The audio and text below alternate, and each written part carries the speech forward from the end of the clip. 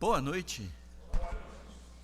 Feliz em vê-los aqui, feliz em vê-los cantando da maneira como estão cantando. Um culto que fala sobre a vinda do Senhor Jesus é um culto totalmente diferente dos demais cultos. É um culto que mexe conosco. Por quê? Porque a vinda de Jesus a esse mundo é a esperança do cristão. Não tem outra esperança para nós. Qual a esperança? Nós esperamos alguma coisa num governo que vai surgir, num homem, num político, num religioso.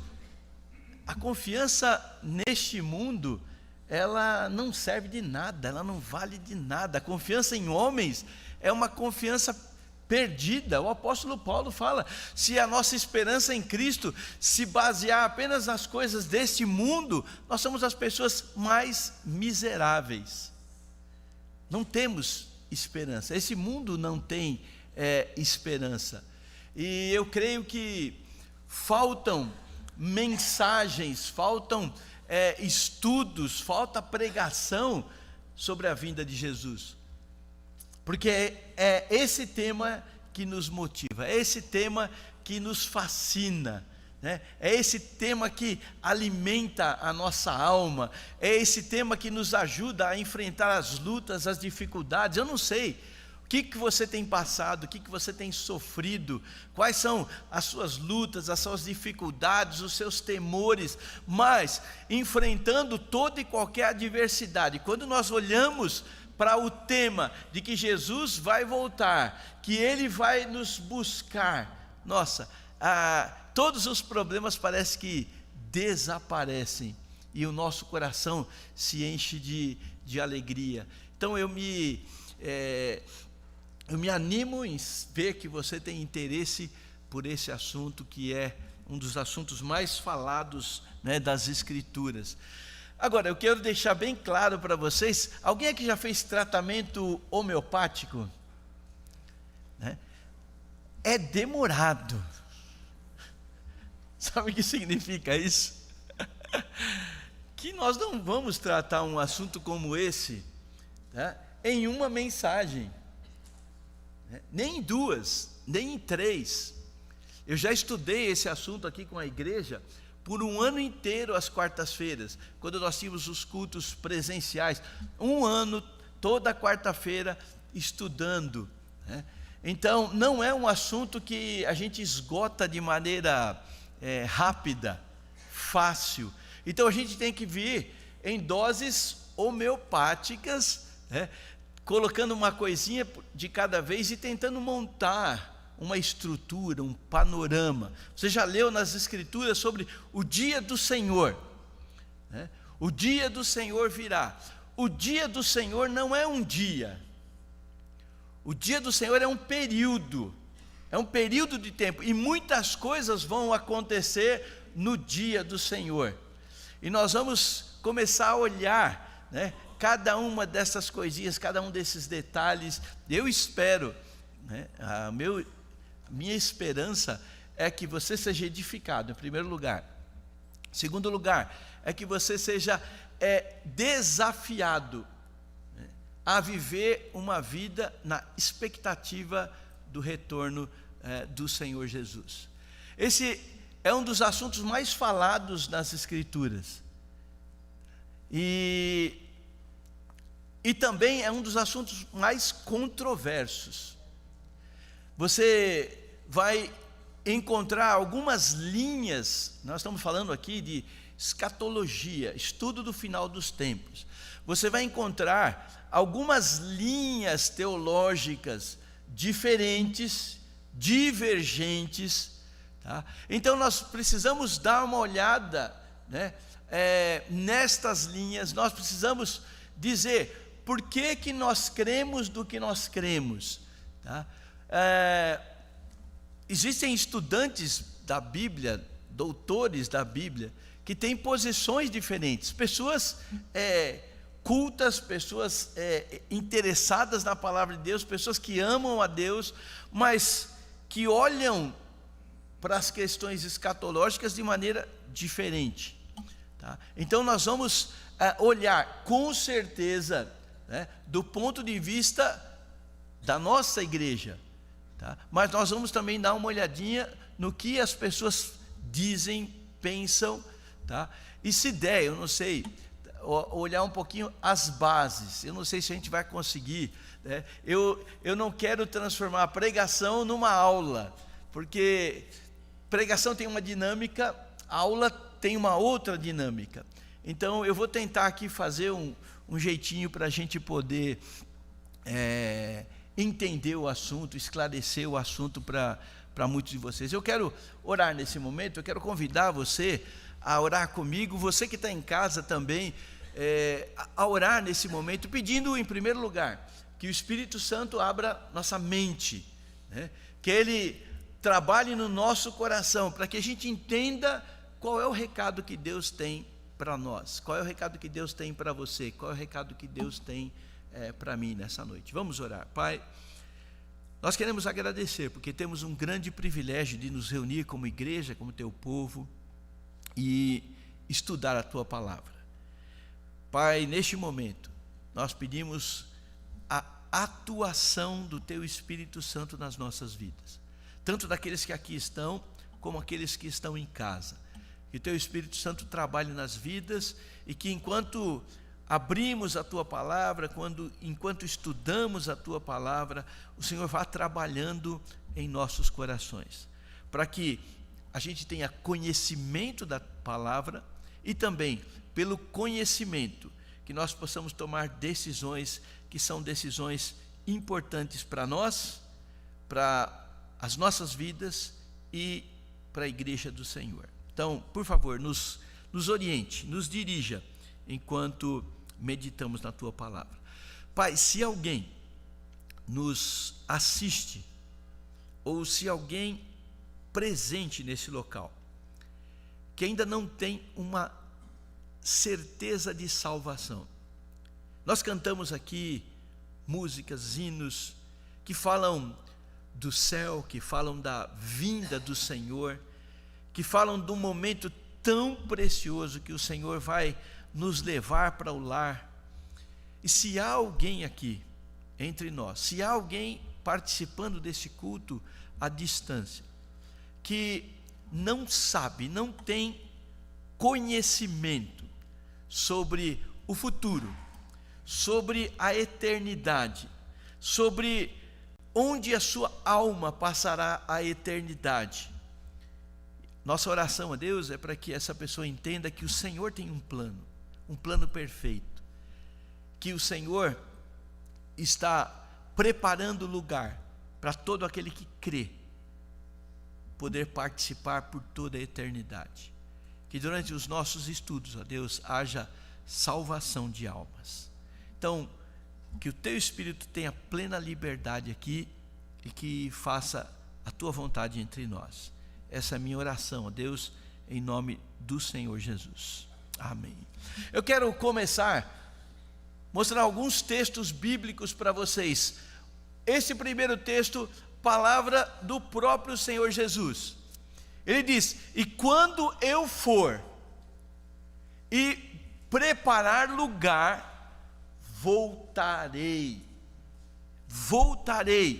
e vos receberei para mim mesmo, para que aonde eu estou estejais vós também. Jesus reúne os seus discípulos e ele diz: olha, eu estou voltando para casa, eu estou voltando para o lar, e eu vou para lá com um objetivo, eu vou para lá preparar lugar, e a hora que eu estiver lá e que eu preparar lugar, eu vou voltar. Gente, se você puder, se você gosta de fazer anotações na sua Bíblia, a minha é toda riscada, toda mexida, anotada, mas marca isso na sua Bíblia: quando eu for e preparar lugar, voltarei. Essa é uma promessa do Senhor, e Deus jamais mente. Ele disse: eu vou, mas eu vou voltar. Um pouquinho antes, ou um pouquinho depois que Jesus deixa os seus discípulos e retorna para o céu, lembra que Jesus morre, ele ressuscita ao terceiro dia, ele anda com seus discípulos aqui por 40 dias, e depois disso, ele sobe, ele é elevado às alturas, na vista dos seus discípulos.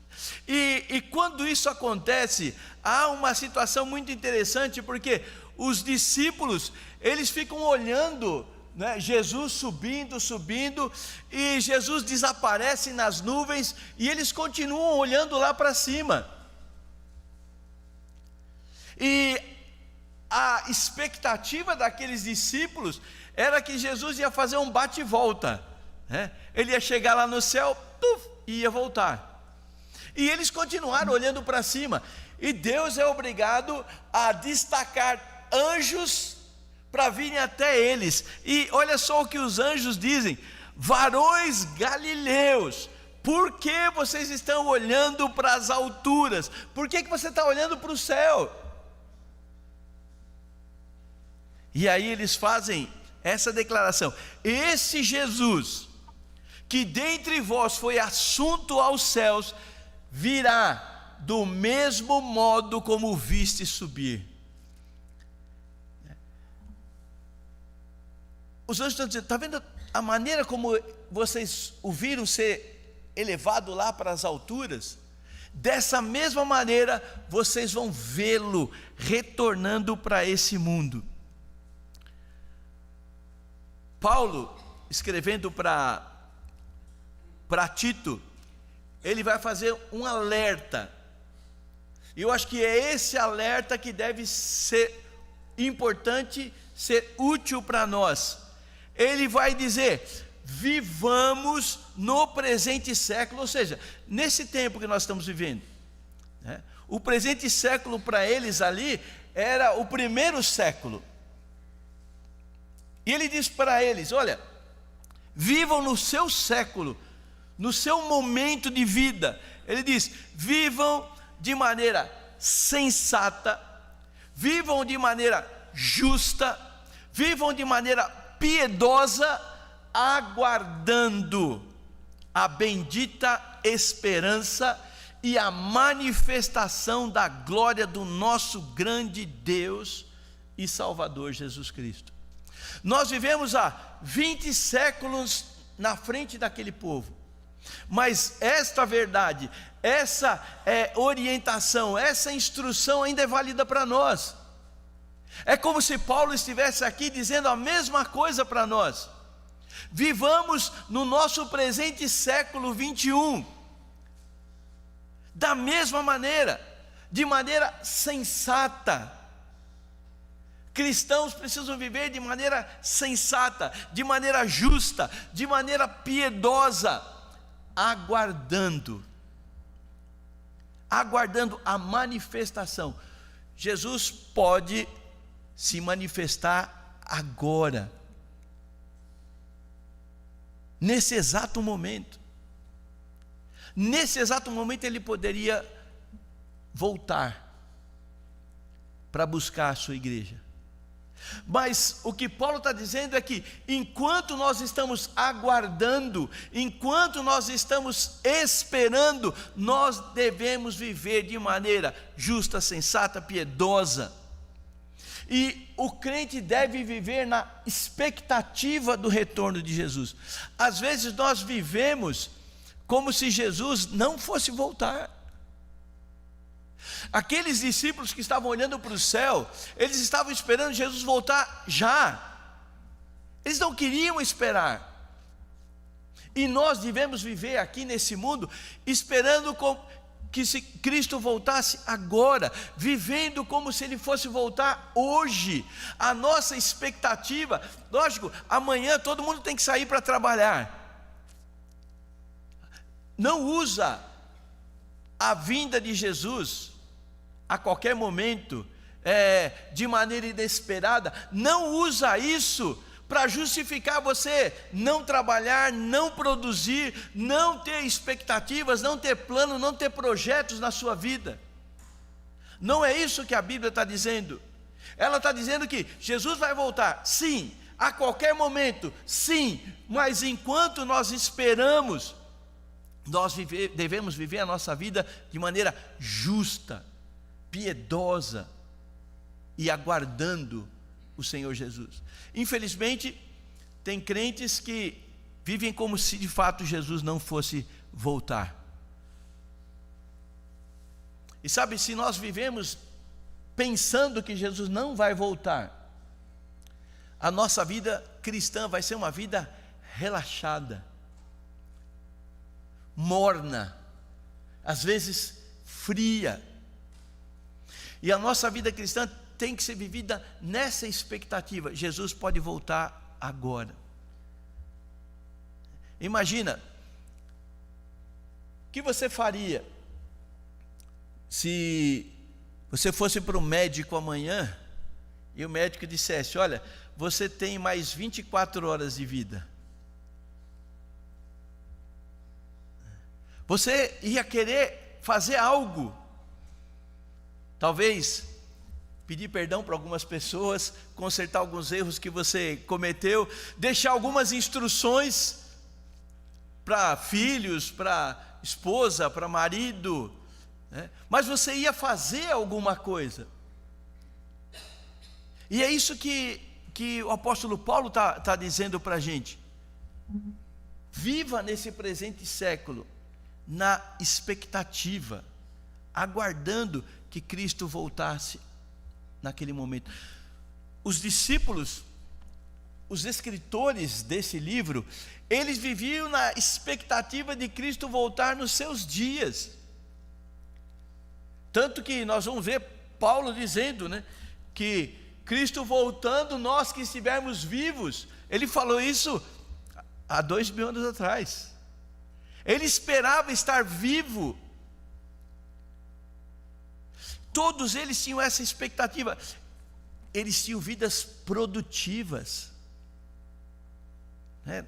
O pastor Edmilson falou do nosso curso de Paulo, né? Um dos homens mais produtivos, biblicamente falando. E ele sabia da urgência que era pregar o Evangelho. E sabendo que Cristo podia voltar a qualquer momento, ele disse: eu tenho que fazer o máximo que eu puder, porque Cristo vai voltar hoje. Pensa um pouquinho, quantas pessoas você conhece que não são salvos? Quantas pessoas ou quantos parentes você tem que não são salvos? Quantos colegas de trabalho, vizinhos? Agora imagina só, nós sabemos que se Cristo vier nesse momento buscar a sua igreja, esse mundo vai entrar no pior momento. Esse mundo vai experimentar algo que ele nunca experimentou. As pessoas que estiverem aqui vão passar pelo maior sofrimento. Se vocês acham que está difícil viver nesse mundo, não queiram saber, não queiram experimentar esse mundo a partir do momento que Jesus retirar a sua igreja daqui. E tendo esse entendimento que poderia ser hoje, talvez nós estaríamos fazendo mais, muito mais. Talvez nós estaríamos evangelizando muito mais, nos importando muito mais com as pessoas, porque nós sabemos que as pessoas que ficarem estarão vivendo dias tremendamente difíceis. Mas o que aconteceu com a história é que Jesus não voltou. Jesus subiu, 1 ano se passou, nada, 2, nada, 3, nada, 4, 10 anos. E o que acontece quando a gente espera uma coisa e essa coisa não acontece no nosso tempo? Começam a ouvir aquelas interrogações, né? Será? Será que sim? Será que não? E Pedro faz uma uma citação muito interessante, porque Jesus não voltava, então pessoas começaram a levantar questões. Olha só, é esse questionamento, né? Tendo em conta, antes de tudo, que nos últimos dias, olha, Paulo está falando, nos últimos dias, nos dias deles até, nos últimos dias virão escarnecedores com os seus escárnios, andando segundo as suas próprias paixões e dizendo: onde está a promessa da sua vinda? Porque desde que os nossos pais dormiram, todas as coisas permanecem como desde o princípio da criação. O que acontece quando a gente espera alguma coisa e ela não acontece no nosso tempo, né? Nós tendemos, humanamente falando, nós tendemos a desanimar, nós tendemos a não pensar sobre ela, nós tendemos a ter dúvidas se aquilo que nós esperamos de fato vai acontecer, não vai acontecer. E isso não é diferente com a questão bíblica. Jesus não voltou naqueles dias, e as pessoas começaram a ter dúvida: será que ele vai voltar mesmo? Será que Cristo retorna para esse mundo? E essas dúvidas só atrapalham a nossa vida cristã, a nossa vida espiritual. Sabendo disso, Paulo escreve 2 cartas aos crentes em Tessalônica, e ele vai fazer um alerta, ele vai ajudar aquelas pessoas a terem um conhecimento, um entendimento, não é, sobre a questão da segunda vinda. E eu vou começar a estudar as 2 cartas de Tessalonicenses com você, tá? E eu quero já pedir que você abra, não é, a sua Bíblia, na primeira carta, capítulo 1. Agora, eu disse que eu vou começar de forma bem light, né? E vai ser realmente de forma bem sossegada, bem tranquila, tá? E o que eu quero destacar aqui, tá? Qual é a minha mensagem? Vamos ler o trecho e depois eu vou falar com vocês. 1 Tessalonicenses capítulo 1, versículos 2 e 3. Veja só o que Paulo diz para os crentes de Tessalônica, tá bom? Meus alunos de Paulo. Cadê meus alunos de Paulo? Tem alguns aí, né? Quando foi que o apóstolo Paulo... Agora vai ser prova oral. Quando foi que o apóstolo Paulo, em qual das suas viagens, Paulo visitou, passou pela igreja de Tessalônica? Eu não vou dar diploma para ninguém se não acertar. Na segunda viagem. Ok. Segunda viagem missionária de Paulo. Paulo vai para a Europa, tá? E na Europa, não vou fazer mais prova não. Mas, tá bom, ele visita Tessalônica na sua segunda viagem missionária, mas quando ele escreve as cartas para essa igreja? Foi na segunda viagem? Ixi, interrogação, eu acho que eu vou ter que fazer o curso de novo. Paulo escreve na terceira viagem. Quando ele está fazendo a sua terceira viagem, ele está na cidade de Corinto, ele escreve a carta, as 2 cartas aos Tessalonicenses, diferença mais ou menos de 1 ano, tá? Então, Paulo escreve isto, versículo 2: damos sempre graças a Deus por todos vós, crentes tessalônicos, mencionando-vos em nossas orações e sem cessar recordando-nos diante do nosso Deus e Pai a operosidade da vossa fé, a abnegação do vosso amor e a firmeza da vossa esperança em nosso Senhor Jesus Cristo. E o que eu quero destacar nessa primeira parte do nosso estudo são algumas atitudes, né, que Paulo destaca na vida daqueles crentes enquanto eles aguardavam o Senhor Jesus. O que fazer enquanto nós estamos aguardando?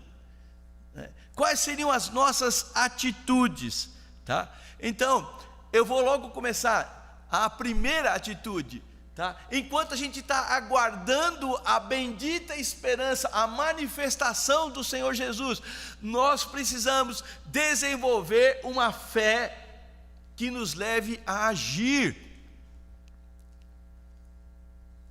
que nos motive a fazer algo e não a ficarmos parados. Veja o que Paulo fala: eu me recordo da operosidade da vossa fé.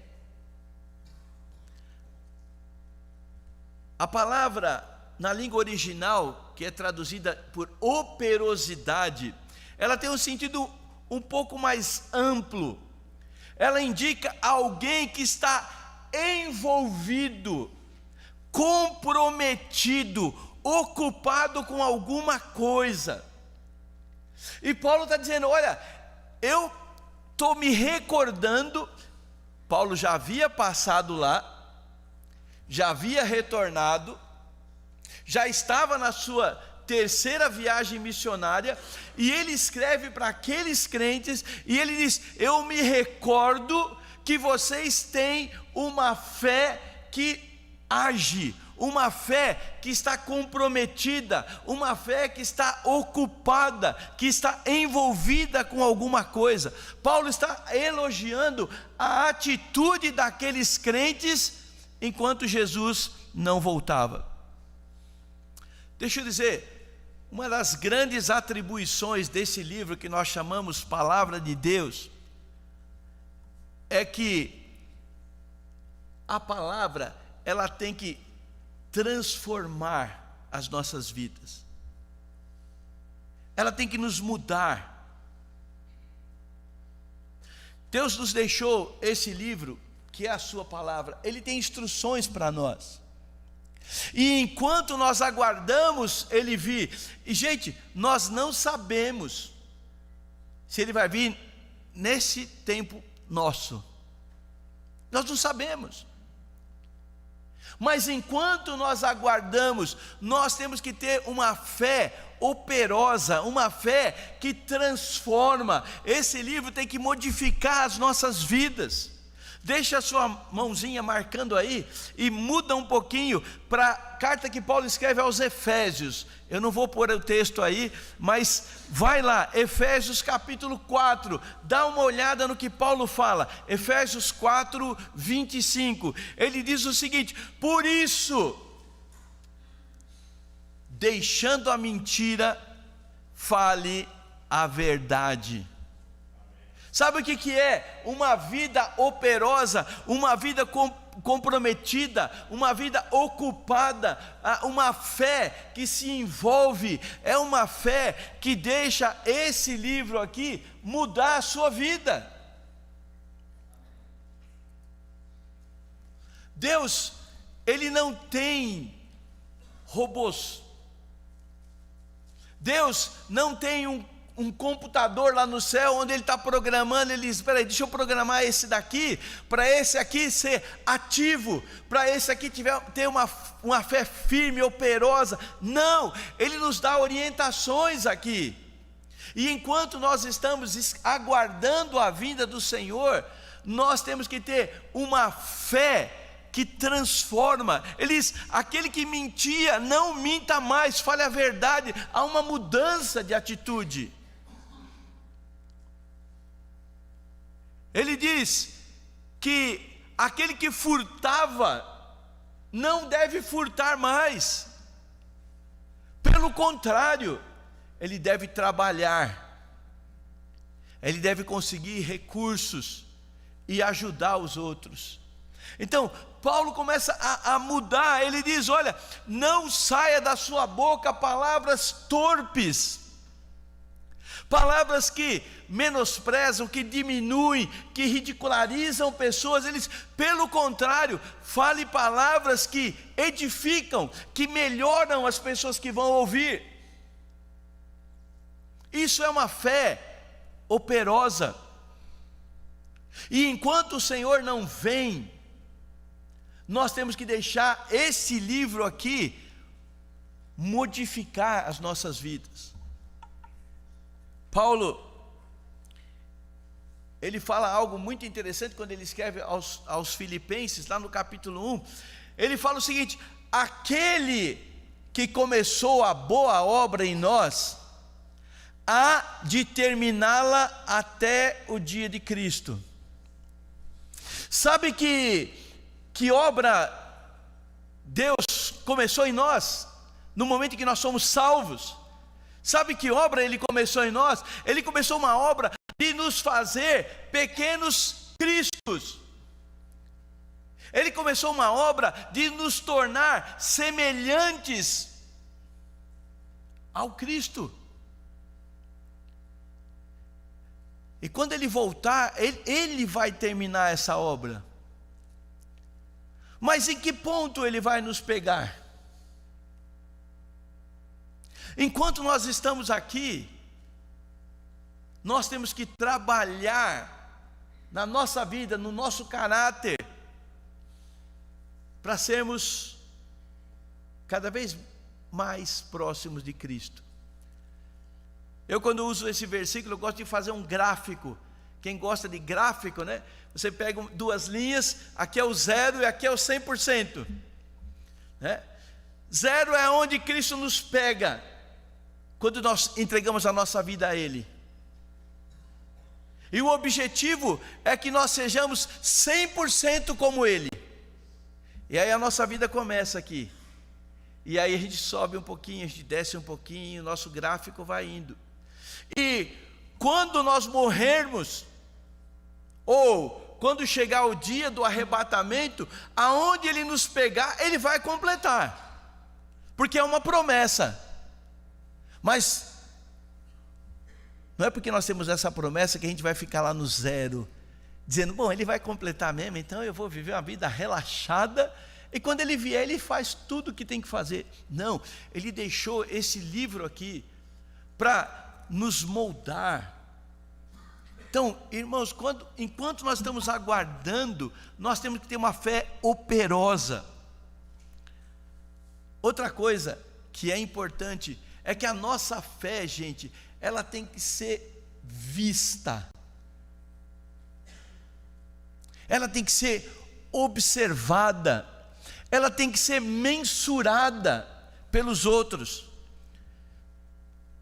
Tiago, escrevendo para os crentes, dá uma olhada, fica com a sua Bíblia aí na mão, em Tessalônica, tá? Tessalonicenses, mas dá uma olhada no que Paulo escreve, ou que Tiago escreve lá no capítulo 2, carta de Tiago, capítulo 2, vamos ler versículos 18, olha só, começando no versículo 18, tá bom? Eu vou ler um texto um pouco mais longo, Tiago 2, 18, olha o que diz aqui: mas alguém dirá, tu tens fé e eu tenho obras. Olha só o que ele está dizendo. São duas pessoas conversando, e um diz, olha, eu sou um homem de muita fé,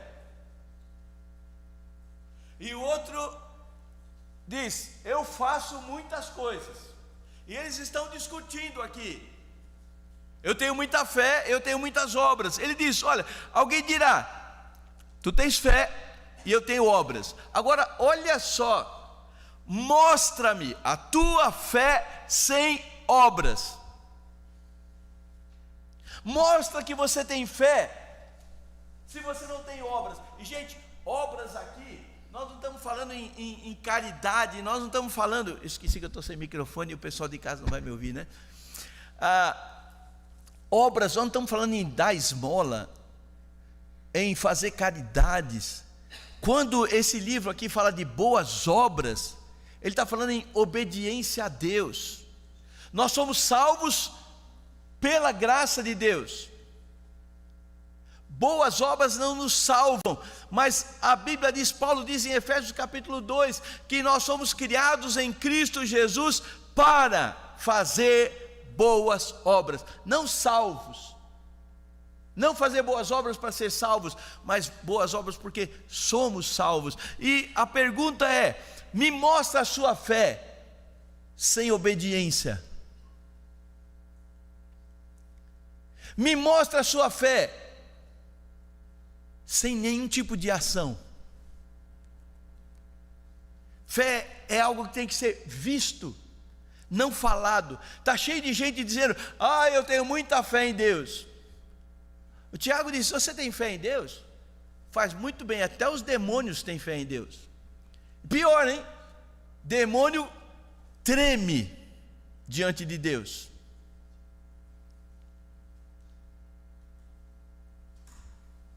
Dizer que tem fé, mas nenhum tipo de ação. Olha só, ele vai continuar.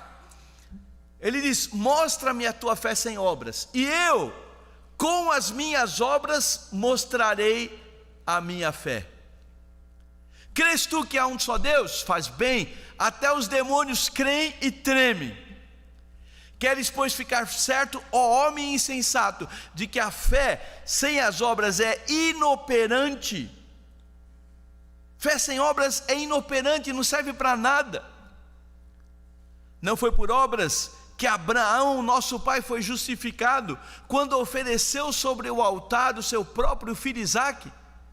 Vês como a fé operava juntamente com as obras. Com efeito, pelas obras que a fé se consumou e se cumpriu a escritura, a qual diz: ora, Abraão creu, e isso lhe foi imputado para justiça. Se você diz que tem fé em Deus, como que eu posso ver isso? Como que as pessoas podem ver? Fé tem que ser notória, tem que ser mostrada. Não adianta dizer: eu tenho fé em Deus, eu tenho fé na palavra de Deus, mas essa palavra não muda, não transforma a sua vida. Cuidado com isso, tá? A gente pode perceber que fé significa prática. Olha só, volta lá para Tessalonicenses capítulo 5, capítulo 1, versículo 5, diz o seguinte: Paulo está falando com os Tessalonicenses, mostrando por que ele se alegra com eles, e ele diz aqui no versículo 5: porque o nosso evangelho não chegou ante vós, tão somente em palavras, mas sobretudo em poder do Espírito Santo. Paulo está dizendo: olha, vocês são testemunhas de que o evangelho não chegou só aqui. O evangelho era prática para Paulo. Antes de chegar em Tessalônica, vamos lá, meus alunos, antes de chegar em Tessalônica, que cidade Paulo passou? Primeiro, quando ele chega na Europa, qual foi a primeira cidade? Filipos. Muito obrigado. Não estão me deixando envergonhado, né? Paulo em Filipos, ele é perseguido, maltratado, espancado, por causa do evangelho. Ele não foi perseguido, maltratado, espancado porque ele estava lá falando sobre política, eu sou da esquerda, eu sou da direita. Não, Paulo estava sendo perseguido, espancado porque estava falando o evangelho. E Paulo não voltou para Antioquia. Paulo seguiu viagem, e Paulo chega em Tessalônica, possivelmente machucado, e eles viram que o evangelho não era uma coisa só falada, era uma coisa vivida. E aí o versículo 6 ele vai dizer: com efeito, vocês se tornaram imitadores nossos, meus e do Senhor, tendo recebido a palavra, posto que em meio a muita tribulação, com alegria no Espírito. Aqueles crentes em Tessalônica, vendo Paulo, uma fé que agia, uma fé em ação, eles se tornaram imitadores, e eles também foram perseguidos, mas não desanimaram. Versículo 9, dá uma olhada. Pois eles mesmos, no tocante a nós, proclamam que repercussão teve o nosso ingresso no vosso meio. E veja só, e como deixando os ídolos, vos convertestes a Deus, para servir o Deus vivo e verdadeiro. Veja, não era alguma coisa só intelectual.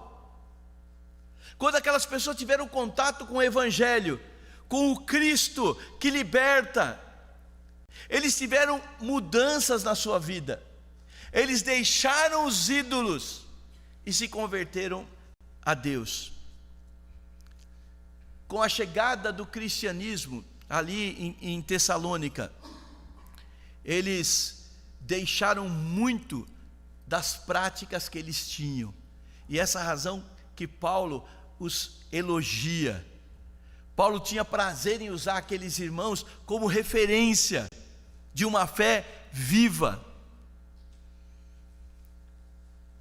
Deixa eu dizer, nós também passamos por dias difíceis.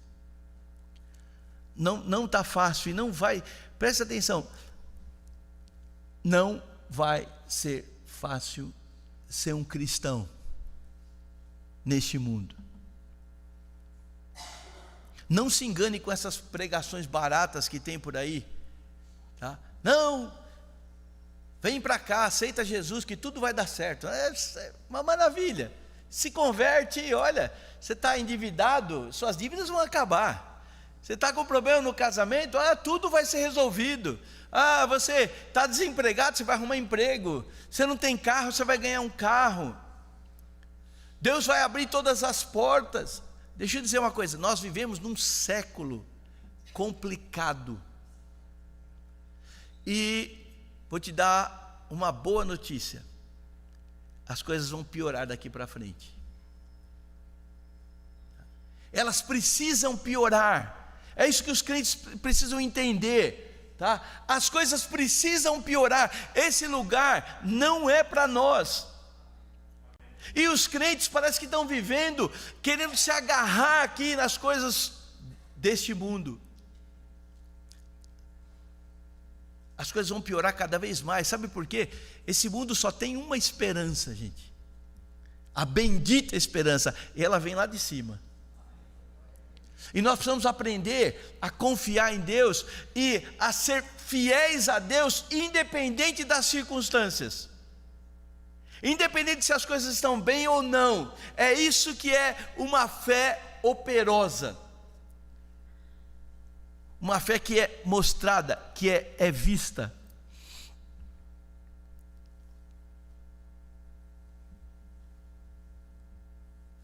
Diante das situações difíceis, dos problemas, das lutas, das dores, nós temos que mostrar que nós confiamos em Deus.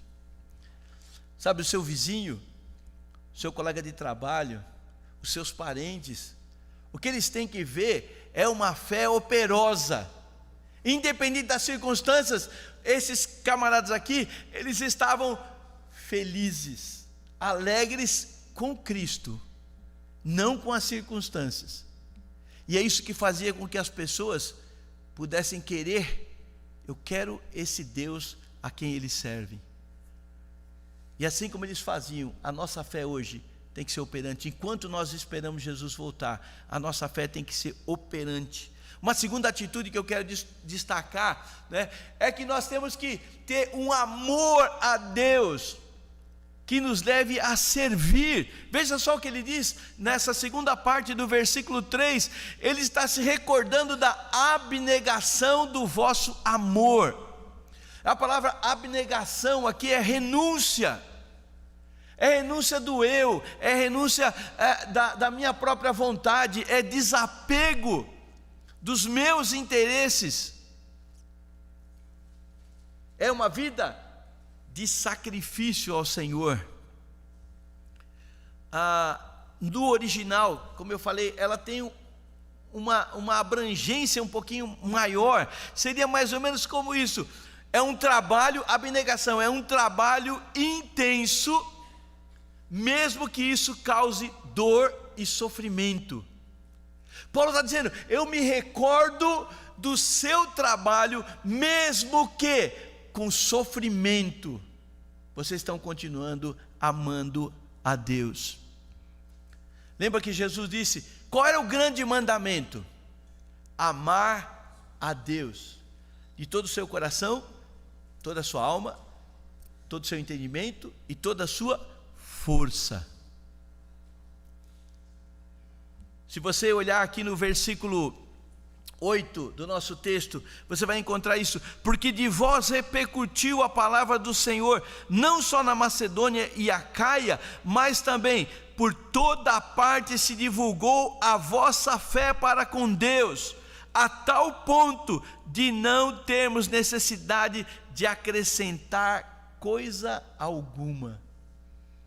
O amor desses camaradas para com Deus era de tal forma que em toda aquela região se repercutiu, tanto na Macedônia, aonde ficava Tessalônica, como em Acaia, que é Corinto, onde Paulo está agora escrevendo a carta. Ele está dizendo: em toda essa região está se repercutindo o amor que vocês têm para com o Senhor.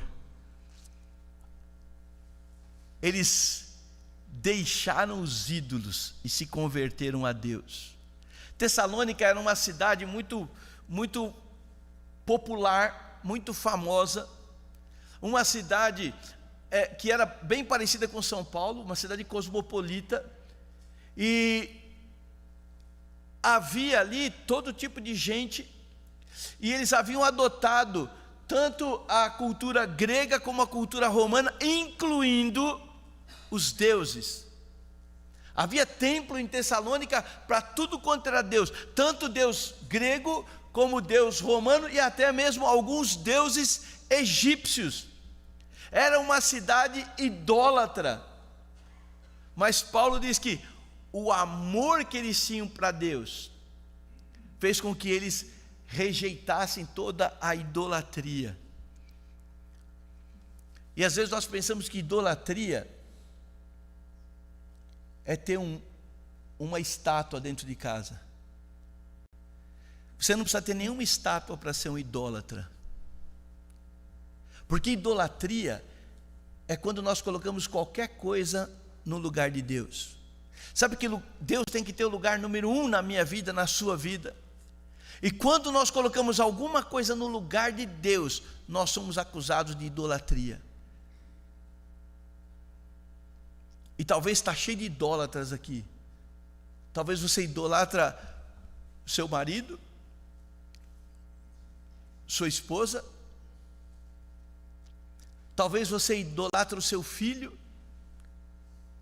idolatra os seus pais, idolatra a sua casa, idolatra o seu dinheiro, idolatra a sua saúde, idolatra a sua beleza, a sua juventude, qualquer coisa, gente, que assume o lugar de Deus, isso é um ídolo.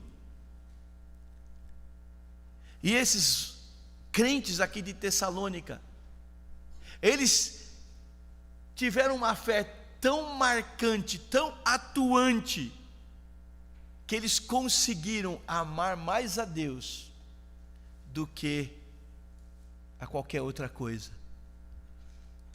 Eles estavam passando por muitas dificuldades, por muitas provas, por muitas lutas, mas não desanimavam, continuavam amando a Deus acima de todas as coisas. E enquanto nós esperamos Jesus voltar, nós precisamos desenvolver esse amor que nos leve a servir a Deus. sabe? Eles pegaram literalmente os ídolos e tiraram os ídolos para servir a Deus. E talvez você tenha que tirar ídolos do seu coração para poder servir a Deus. O que está ocupando o lugar número 1 na sua vida? É preciso tirar. Isso é amar a Deus acima de todas as coisas. E talvez tem gente aqui que precise tirar, realmente, ídolos. Por que você não está servindo a Deus? Por que você não está usando o seu dom, os seus talentos? Talvez porque tem alguma coisa ocupando o lugar de Deus. Enquanto nós aguardamos a vinda dele, nós precisamos desenvolver um amor que nos leve a servir. E por fim, nós precisamos então ter convicção. Convicção, ele fala: eu me recordo da firmeza da vossa esperança. Não importa o que estava acontecendo, eles não se deixavam mover da esperança que eles tinham, que Jesus Cristo ia voltar. Eles estavam firmes na esperança. O verso 10, versículo 10 diz para nós isto, né? Para guardardes dos céus o seu Filho Jesus Cristo, a quem ele ressuscitou dentre os mortos, Jesus, que nos livra da ira vindoura.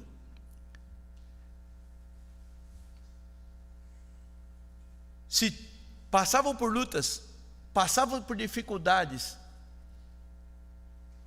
mas eles tinham uma viva esperança: Jesus Cristo nos livra da ira vindoura.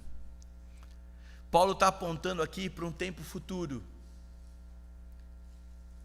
que é o nosso assunto aqui. Vai haver um momento, gente, ímpar na história dessa humanidade, onde Deus vai derramar sobre esse mundo a sua ira. Todos nós estamos experimentando, gente, o amor de Deus. Mas um dia Deus vai derramar sobre este mundo a sua ira contra o pecado. E Paulo está dizendo aqui que a esperança deles era tal, a firmeza deles era tal, que eles aguardavam que Jesus viesse livrá-los de uma ira futura, de um tempo futuro. Se você tem a sua Bíblia aí, vai lá para Mateus capítulo 24. Mateus capítulo 24, versículo 21. Jesus está falando sobre esse tempo futuro. E olha só o que ele diz no versículo 21, Mateus 24, 21, Jesus diz o seguinte: porque naquele tempo haverá grande tribulação, como desde o princípio do mundo até agora não tem havido, nem haverá jamais. Jesus está apontando para um tempo onde Deus vai derramar sobre esse mundo a sua ira. E os crentes de Tessalônica, eles estavam firmes, sabendo que o Senhor nos livrará do dia da ira.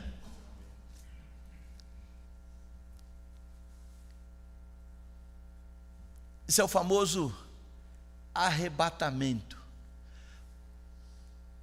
Momento onde o dia do Senhor vai se iniciar. E naquele dia, Ele vai livrar todos aqueles que confiam nele da ira, do tempo de ira.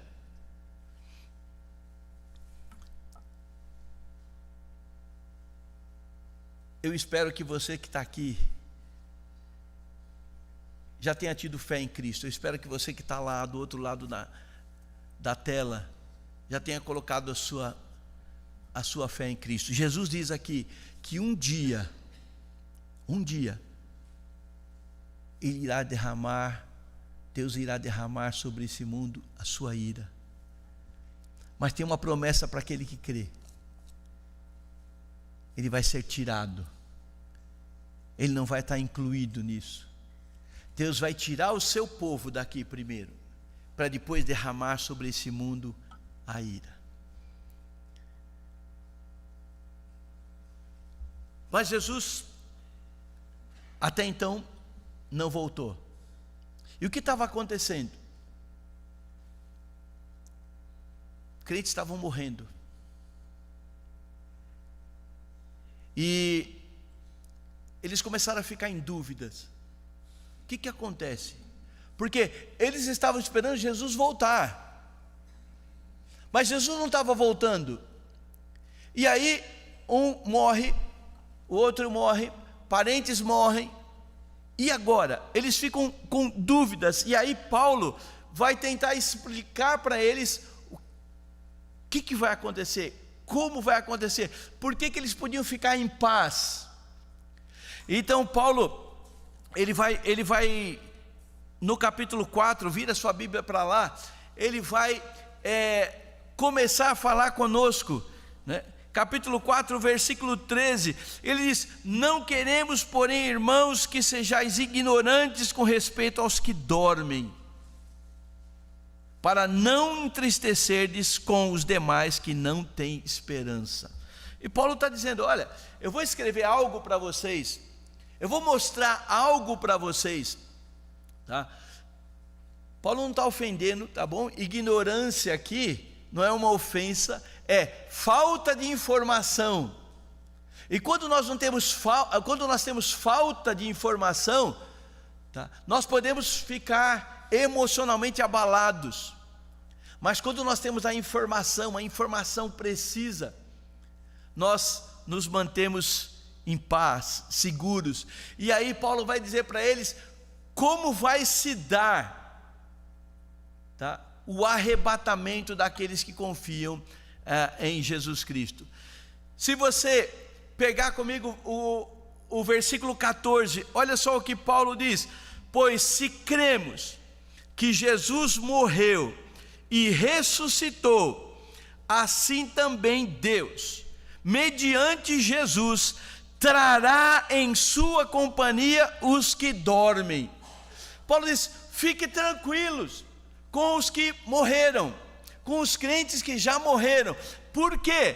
Porque o Senhor vai trazer em sua companhia os que dormem. Um dia Jesus vai vir até as nuvens buscar a sua igreja.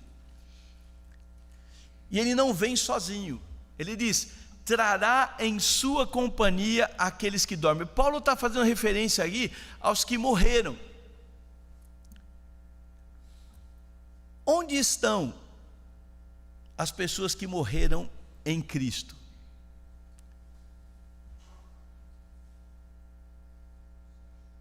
Onde estão? Abre sua Bíblia em Filipenses capítulo 1, versículo 20.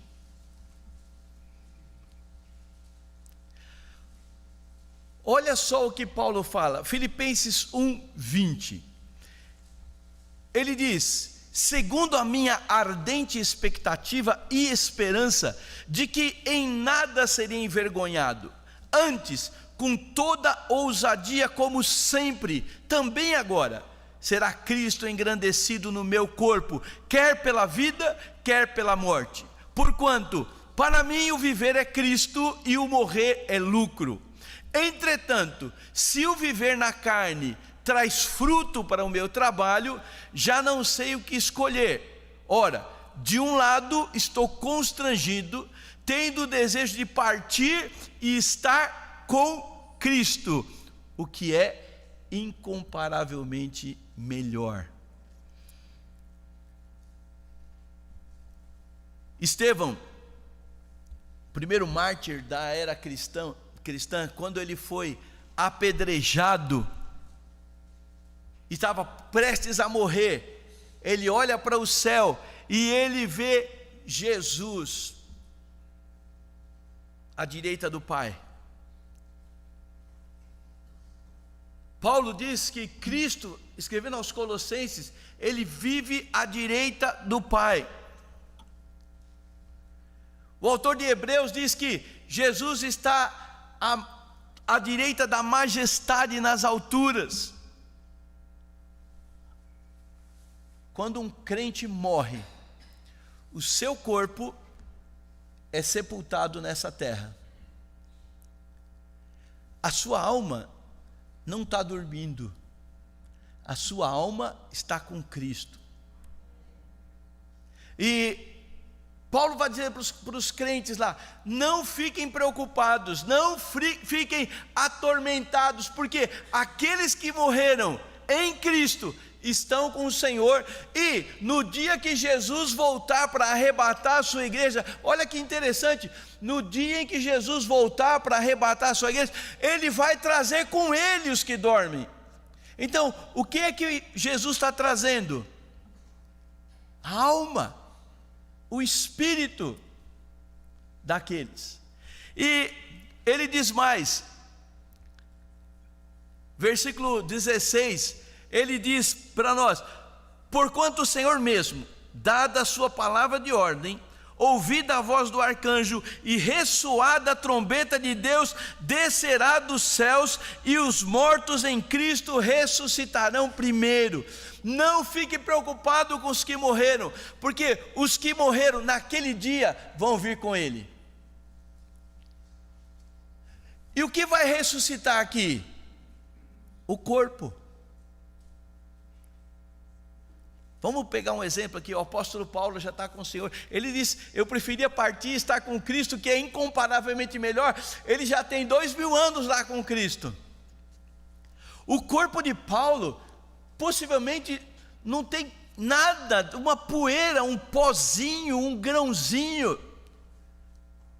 Mas o que ele está dizendo é o seguinte: não se preocupa, quando Jesus vier arrebatar a sua igreja, Ele traz a alma dos que dormem. O corpo de Paulo vai sair da sepultura, ele vai sair do solo, e o que vai acontecer é que o corpo de Paulo vai receber novamente o seu espírito, e ele vai ser o Paulo completo. Hoje, Paulo está com corpo e alma no céu, com alma e espírito no céu e corpo na terra. Mas nesse dia, no dia glorioso do Senhor, todos os que morreram em Cristo vão ser ressuscitados, e vão ter novamente a maneira como Deus nos, sabe como Deus nos criou? Um corpo, parte física, e alma e espírito, parte imaterial. Nós temos parte material, o que você está enxergando é o meu corpo, você não enxerga a minha alma, meu espírito. Mas nós temos corpo, alma e espírito. E naquele dia, Ele traz os espíritos, as almas, e novamente elas entram no corpo, e aquela pessoa é um ser completo. E Ele diz mais: não se preocupa, porque os vivos não vão ter nenhuma vantagem sobre os mortos. Olha só então, os mortos ressuscitam primeiro, depois, versículo 17, ele vai dizer: depois nós, os vivos, os que ficarmos, seremos arrebatados juntamente com eles entre as nuvens, para encontrar com o Senhor nos ares, e assim estaremos para sempre com o Senhor. Essa é a bendita esperança. Não se preocupem com os crentes que morreram, eles estão com o Senhor. Enquanto vocês estão aqui, vivam uma fé que pode ser vista, que pode ser manifestada, que é atuante, e jamais percam a esperança, porque um dia nós, como foi lido no início do culto, teremos o nosso corpo transformado, glorificado. Os que não morrerem naquele dia vão passar por uma experiência incrível. O mortal vai ser revestido de imortalidade. Esse corpo que hoje sofre envelhecimento, que sofre dor, que sangra, por uma ação de Deus, esse corpo vai ser transformado. Os que estavam no pó da terra vão ressurgir, e juntos vão encontrar com o Senhor nos ares. E ele termina dizendo: consolai-vos, pois, uns aos outros com essas palavras. Há esperança de eternidade para aquele que crê no Senhor Jesus. Mas enquanto Ele não vem, nós temos uma missão aqui. E nós precisamos cumprir essa missão. Nós precisamos ter uma vida transformada. Nós precisamos ter uma fé praticante. Nós precisamos servir independente das circunstâncias e jamais perder a esperança. E a minha pergunta é: você que está aí assistindo de casa, ou você que está aqui, você já tinha ouvido isso? Você já abraçou esta fé em Jesus? Se não, é a hora. É a hora, é agora. É o tempo de nós colocarmos a nossa fé, a nossa confiança, a nossa esperança. Se você não sabe onde você vai passar a eternidade, veja que coisa maravilhosa que a palavra de Deus nos promete. Promete para todo aquele que crê. Se você ainda não confia em Jesus Cristo, entregue a sua vida para Ele.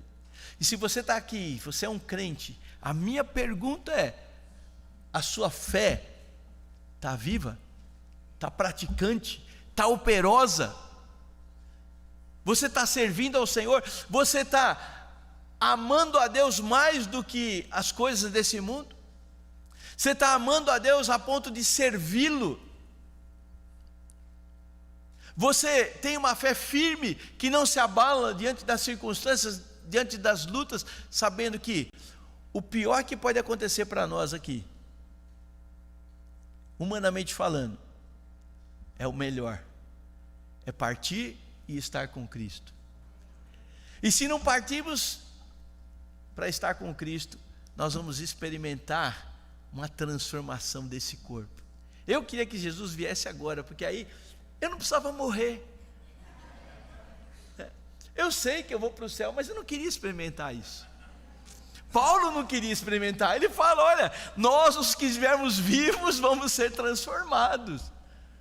Seria muito melhor se ele viesse agora. A gente não precisava passar por aquela experiência. Eu não tenho medo da morte, eu tenho medo da experiência da morte. Como vai ser essa coisa? Isso apavora o ser humano. E se ele viesse agora, nossa, é um arrepio, né? E ó, a gente estaria novinho em folha. Talvez os cabelos iam crescer, o óculos ia embora, né? A barriguinha ia sumir. E já pensou que é ser levantado daqui e encontrar com o Senhor lá nos ares para estar para sempre com Ele? Que esperança! Essa é a nossa bendita esperança. Se você não tem essa esperança, Jesus está oferecendo ela para você. Vamos orar? Pai, muito obrigado por Tua palavra. Nos ajuda nessa jornada, ó Deus, de estudarmos esse evento tão incrível que é a volta do Senhor para esse mundo. Nos dá entendimento, nos dá discernimento, e que quanto mais estudamos a Tua palavra, mais sejamos animados, mais sejamos motivados a servir o Senhor, mais sejamos motivados a manter a nossa fé firme, a nossa esperança firme no Senhor, e que possamos viver aqui nesse mundo, mostrando para as pessoas a paz que nós temos em nossos corações, a viva esperança de eternidade, e que por causa da nossa fé, da nossa confiança, do nosso serviço, as pessoas que nos cercam, os nossos amigos, os nossos entes queridos, os nossos vizinhos, possam querer conhecer o Jesus amoroso que nós servimos. Ó Deus, se há alguém aqui que ainda não tem certeza de salvação, Pai, que essa pessoa seja tocada pelo Teu Espírito Santo agora. Que essa pessoa entenda que nada nesse mundo pode dar essa paz, essa certeza, esta vida que o Senhor promete. Que essa pessoa não saia daqui, ó Deus, sem colocar a sua vida nas mãos do Senhor Jesus. Enquanto nós estamos com os nossos olhos fechados, será que há alguém aqui? Eu não sei, não conheço, mas será que há alguém aqui que não tem essa esperança de vida eterna? Se Cristo voltasse agora para buscar a sua igreja, para buscar os seus, será que você iria encontrar com Ele? Você seria um desses que teria o seu corpo transformado e levado para encontrar com o Senhor nos ares e estar para sempre com Ele? Se você não tem essa certeza, nós estamos aqui para te ajudar. Eu gostaria de orar por você. Se você disser, pastor, por favor, ore por mim, eu não tenho essa certeza, eu gostaria de ter, eu gostaria de saber um pouco mais como eu posso ter essa certeza de vida eterna, essa certeza de ressurreição dos mortos. Há alguém assim? Se tiver, faz um sinal com uma de suas mãos. Por favor, pastor, ore por mim nesse momento. Só levanta uma de suas mãos para eu poder ver e orar por você. Há alguém? Se em casa você gostaria de saber um pouco mais, aí na sua tela aparece um número de celular, um WhatsApp. Ligue para nós, escreva para nós. Nós vamos ter o maior prazer em ajudar você a ter um encontro com Cristo e desfrutar dessa viva esperança em Cristo Jesus. Pai, aplique a tua palavra na vida de cada um de nós. Se há crentes aqui que estão vivendo de forma indiferente, vivendo sem te servir, sem amar a tua vinda, Pai, que o estudo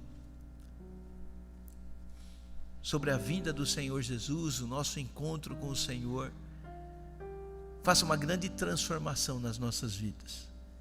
Que nós possamos viver daqui para frente na expectativa do retorno do Senhor. É a minha oração, Pai, em nome de Jesus. Amém.